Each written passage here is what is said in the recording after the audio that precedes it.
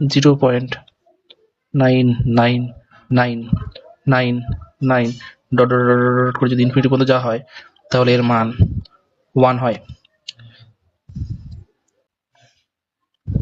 যদি 1/3 করা হয় সেখান থেকে আমরা পাই, এবার ভাগটা করে দেখা যাক।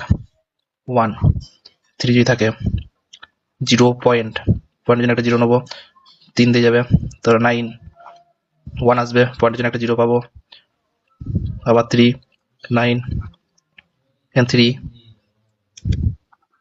এখানে আসবে 1, আবার একটা 0 পাবো, 3 9 1 আসবে, আবার একটা 3 পাবো, এখানে আসবে 9 তখন 1 ডট ডট এভাবে চলবে। তাহলে আমরা 1/3 সমান পেয়েছি 0.3333 dot dot dot dot dot.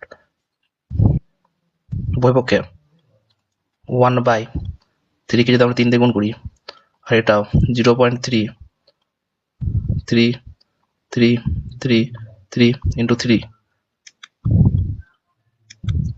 Dot dot dot dot into 3,